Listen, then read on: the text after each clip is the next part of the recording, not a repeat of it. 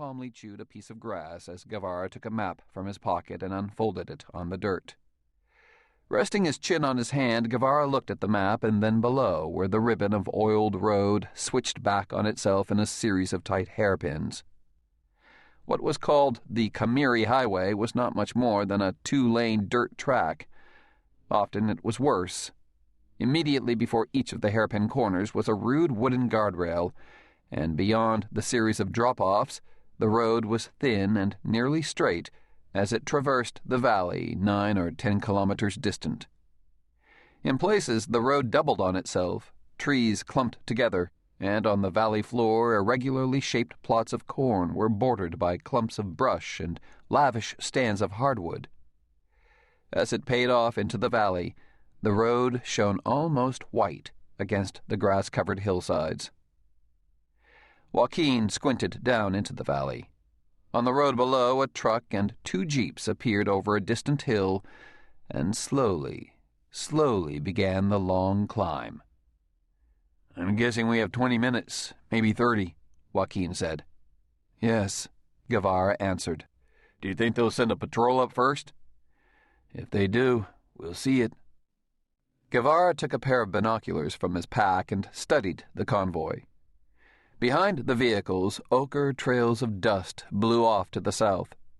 In each of 2 jeeps, a sergeant was behind the wheel, and beside him was an officer in a green field uniform and a gold-braided hat. Such hats! They were an amazement. Behind the jeeps, nearly invisible in the dust clouds, was a large American-made truck. A .30 caliber machine gun was mounted in a turret ring on the roof of the cab. "How many men?" Joaquin asked. "Enough to go around." The soldiers in the convoy outnumbered the men he had on the slope, but that did not matter. Guevara watched for a few moments, then handed the glasses to Joaquin. As he took the binoculars, Joaquin lifted himself on an elbow. Above the Nancahuazu basin, the sun beat down, and glare burned from the windshields of the convoy.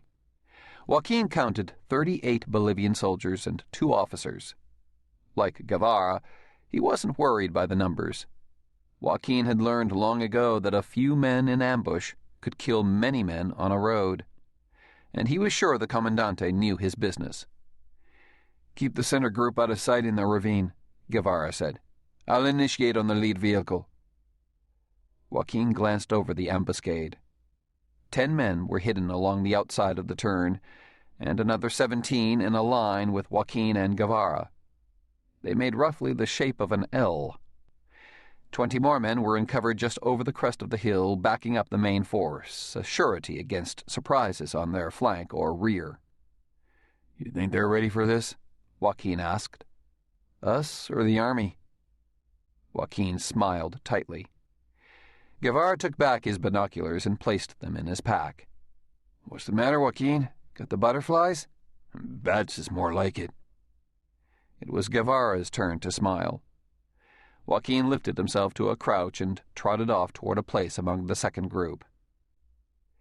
Guevara adjusted his rifle strap and felt the slow, steady beating of his heart against the brown dirt. He breathed deeply and felt a twang of pain in his chest. He clenched his teeth hard. It was a tactic he had used since boyhood to hold off the asthma that was like an anvil pressing down on his lungs. He made his body rigid and inhaled deeply, imagining that he was drinking in air like water. He tried to make himself think of other things, to think of anything but the tightness around his heart and the wheezing in his throat. For an instant, he considered having the men fall back, having them avoid this second contact, but he knew the convoy was too close.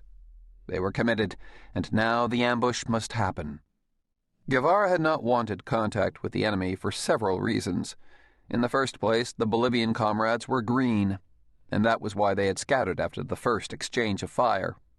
A second and more tricky problem was that the contact had occurred too early in the day. There were still many hours of sun left, and in daylight the guerillas could easily be pursued or spotted from the air. They were now only 30 miles from the garrison town of Abapo. Guevara cursed.